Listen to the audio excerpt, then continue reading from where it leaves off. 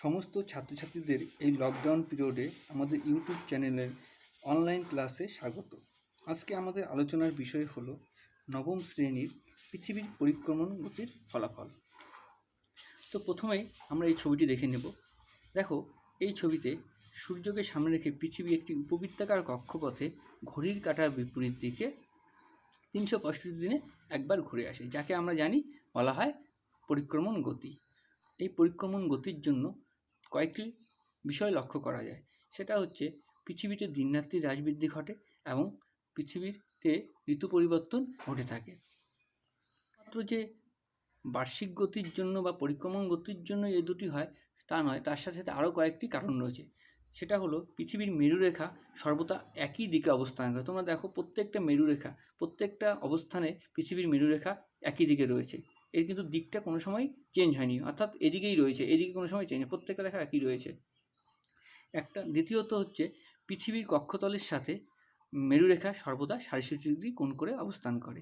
আর তৃতীয়ত হচ্ছে পৃথিবীর উপবৃত্তাকার কক্ষপথ। তো এই সমস্ত কারণগুলোর জন্য পৃথিবীতে দিনরাত্রির দৈর্ঘ্যের হ্রাস বৃদ্ধি ঘটে এবং ঋতু পরিবর্তন ঘটে। তো প্রথমে আমরা জেনে নিই যে দিনরাত্রির হ্রাস বৃদ্ধি কীভাবে ঘটে। দেখো, যখন এই উপবৃত্তাকার কক্ষপথে সূর্যকে মাঝখানে রেখে পৃথিবী পরিভ্রমণ করে, তখন এই উপবৃত্তাকার কক্ষপথে বিভিন্ন জায়গায় পৃথিবী বিভিন্নভাবে অবস্থান করে। ঠিক এই দিনটাতে যদি আমরা দেখি, 21শে মার্চ তারিখটাতে, এই দিনটাতে পৃথিবী সূর্যের সামনে ঠিক এমনভাবে অবস্থান করে যে পৃথিবীর উভয় গোলার্ধ, উত্তর গোলার্ধ এবং দক্ষিণ গোলার্ধ, সূর্য থেকে সমান দূরত্বে অবস্থান করে। এই কারণে পৃথিবীর সর্বত্র 12 ঘন্টার দিন হয় এবং 12 ঘন্টা রাত্রি হয়। তোমরা এই ছবিটার দিকে দেখো ভালো করে, তাহলে বুঝতে পারবে যে দেখো, এই দিনটাতে অর্থাৎ 21শে মার্চ তারিখটাতে পৃথিবী নিরক্ষরেখার উপরে লম্বভাবে অর্থাৎ 90 ডিগ্রি কোণে কিরণ দিচ্ছে এবং পৃথিবীর যে ছায়াপথ সেটা প্রত্যেকটি অক্ষরেখাকে সমদ্বিখণ্ডিত করেছে। এই কারণে উভয় গোলার্ধেই 12 ঘন্টার দিন এবং 12 ঘন্টা রাত্রি হয়। তাই এই দিনটিকে বিষুব দিনও বলা হয়ে থাকে। বিষুব কথার অর্থ হচ্ছে দিন রাত্রি সমান। 21শে মার্চ দিনটিকে বলা হয় মহাবিষুব। তো এই দিনের পর থেকে যখন পৃথিবী এই কক্ষপথে ধীরে ধীরে অগ্রসর হতে থাকে, তখন পৃথিবীর উত্তর গোলার্ধ ধীরে ধীরে সূর্যের দিকে হেলতে থাকে এবং দক্ষিণ গোলার্ধ সূর্যের থেকে দূরে সরে যেতে থাকে। এর ফলে কি হয়, উত্তর গোলার্ধ দিনের দৈর্ঘ্য ধীরে ধীরে বাড়তে থাকে এবং দক্ষিণ গোলার্ধে দিনের দৈর্ঘ্য ধীরে ধীরে কমতে থাকে। এভাবে চলতে চলতে যখন পৃথিবী 21শে জুন তারিখে এসে পৌঁছায়, তখন ঠিক এই অবস্থানে আসে।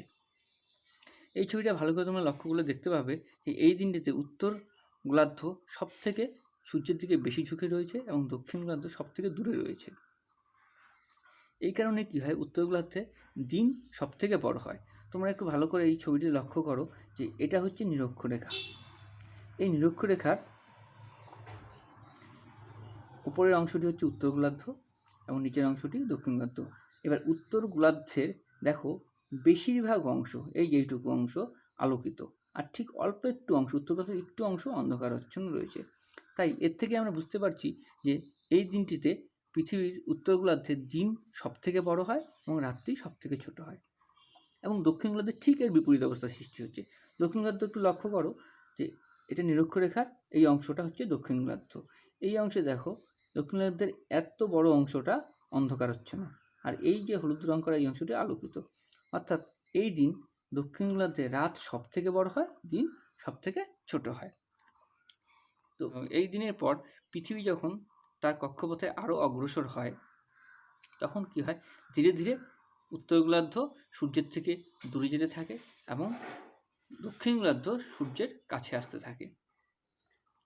এর ফলে উত্তর গোলার্ধের দিন অল্প অল্প করে ছোট হয় এবং রাত্রি অল্প অল্প করে বড় হয়। দক্ষিণ গোলার্ধের ঠিক এর বিপরীত অবস্থার সৃষ্টি হয়। এভাবে পরিভ্রমণ করতে করতে যখন 23শে সেপ্টেম্বর দিনে পৃথিবী আসে, তখন পৃথিবী এমন একটি অবস্থানে আসে ঠিক 21শে মার্চের মতো অবস্থানে। এই দিনটিতেও কি হয়, সূর্য থেকে পৃথিবীর উভয় গোলার্ধ সমান দূরত্বে অবস্থান করে এবং সূর্যরশ্মি পৃথিবীর নিরক্ষরেখার উপরে লম্বভাবে কিরণ দেয় এবং ছায়াবৃত্ত পৃথিবীর প্রত্যেকটি অক্ষরেখাকে সমদ্বিখণ্ডিত করে। এই কারণে গোটা পৃথিবীতেই সেই দিন 12 ঘন্টা দিন এবং 12 ঘন্টা রাত্রি হয়। এই দিনটিকেও বিষুব দিন বলা হয়, কারণ আমরা আগেই জেনেছি যে বিষুব কথার অর্থ হচ্ছে দিন রাত্রি সমান। এই দিনটিকে বলা হয় জলবিষুব। এবার পৃথিবী যখন তার কক্ষপথে আরও ধীরে ধীরে অগ্রসর হয়, এই দিনটির পর থেকে কি হয়, উত্তর গোলার্ধ সূর্যের দিক থেকে অনেকটাই দূরে সরে যায় এবং দক্ষিণ গোলার্ধ ধীরে ধীরে অনেকটাই সূর্যের কাছে চলে আসে। এই দিনের পর থেকে কি হচ্ছে, উত্তর গোলার্ধে দিনের দৈর্ঘ্য রাতের দৈর্ঘ্যের তুলনায় ছোট হয়ে যায়, অর্থাৎ রাতের দৈর্ঘ্য বড় হয়ে যায় এবং দিনের দৈর্ঘ্য অল্প অল্প করে ছোট হতে থাকে। আর দক্ষিণ গোলার্ধে কী হয়, দিনের দৈর্ঘ্য অল্প অল্প করে বাড়তে থাকে এবং রাতের দৈর্ঘ্য অল্প অল্প করে ছোট হতে থাকে। এভাবে চলতে চলতে 22 ডিসেম্বর অবস্থানে পৃথিবী এমন একটি অবস্থানে আসে যে উত্তর গোলার্ধ সূর্য থেকে বেশি দূরে অবস্থান করে এবং দক্ষিণ গোলার্ধ সূর্যের ঠিক কাছে অবস্থান করে। এই জন্য এই দিনটিতে দক্ষিণ গোলার্ধের 33.5 ডিগ্রি অক্ষাংশ অর্থাৎ মকরক্রান্তি রেখার উপরে সূর্য লম্বভাবে কিরণ দেয়। এই কারণে দক্ষিণ গোলার্ধের বেশিরভাগ অংশ জুড়ে দেখো আলোকিত অংশ, এতটা অংশই আলোকিত। এই জন্য এই দিনটিতে দক্ষিণ গোলার্ধের দিন বড় হয় এবং এইটুকু অংশ অন্ধকার, অর্থাৎ অল্প একটু অংশ আলোকিত। এই জন্য এই 22 ডিসেম্বর দক্ষিণ গোলার্ধে রাত্রি ছোট হয়। উত্তর গোলার্ধে ঠিক এর অপোজিট অবস্থার সৃষ্টি হয়। দেখো উত্তর গোলার্ধে এটা নিরক্ষরেখা, এই অংশটি উত্তর গোলার্ধের ঠিক এইটুকু অংশ আলোকিত আর বেশিরভাগ অংশই অন্ধকারচ্ছন্ন। এই জন্য এই দিনটিতে উত্তর গোলার্ধে দিন ছোট এবং রাত্রি বড় হয়ে থাকে। এভাবে পর্যায়ক্রমিকভাবে সারা বছর ধরেই পৃথিবীতে দিন রাত্রির হ্রাসবৃদ্ধি ঘটতে থাকে। এখন আমরা জেনে নেব পৃথিবীতে কীভাবে ঋতু পরিবর্তন সংঘটিত হয়। পৃথিবীতে ঋতু পরিবর্তনের প্রধান কারণ হলো পৃথিবীতে দিন রাত্রির হ্রাস বৃদ্ধি ও সূর্যরশ্মির পতন কোণের পার্থক্য।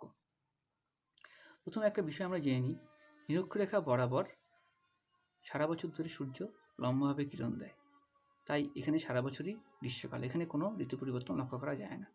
ঠিক তেমনি মেরু অঞ্চলেও সারা বছর সূর্য অতি তীর্যকভাবে কিরণ দেওয়ার জন্য এখানেও সারা বছর শীতকাল, এখানেও কোনো রকম ঋতু পরিবর্তন লক্ষ্য করা যায় না। কিন্তু এই এলাকা দুটি বাদ দিয়ে বাকি অঞ্চলগুলোতে কিন্তু ঋতু পরিবর্তন লক্ষ্য করতে পারি।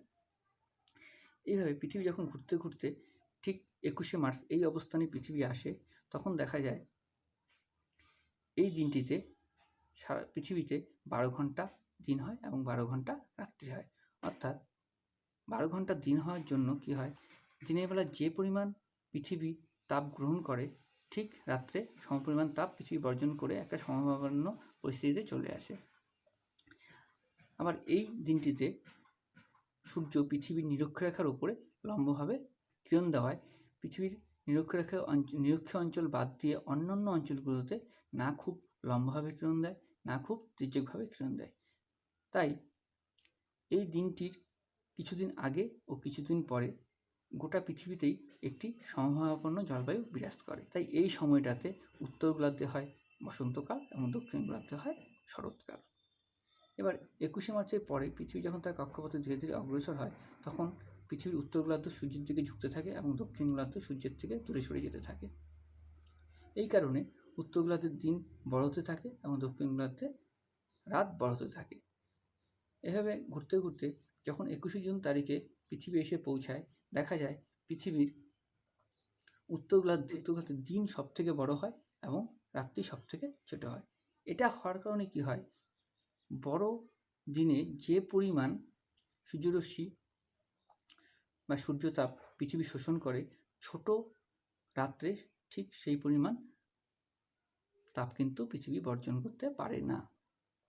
এই কারণে এই সময় এবং এর কিছু দিন আগে এবং কিছু দিন পরে উত্তর গোলার্ধে হয় গ্রীষ্মকাল এবং দক্ষিণ গোলার্ধে ঠিক এর বিপরীত অবস্থার সৃষ্টি হয়। কারণ দেখো দক্ষিণ গোলার্ধে কী হচ্ছে, দক্ষিণ গোলার্ধে এই সময় রাতটা কিন্তু বড় এবং দিনটা ছোট, তাই দিনে যে পরিমাণ তাপ পৃথিবী গ্রহণ করে, বড় রাত্রিতে সে পরিমাণ তাপ তো বর্জন করেও আরও অনেকটাই পৃথিবী ঠান্ডা হয়ে যায়। তাই এই সময় দক্ষিণ গোলার্ধে শীতকাল বিরাজ করে।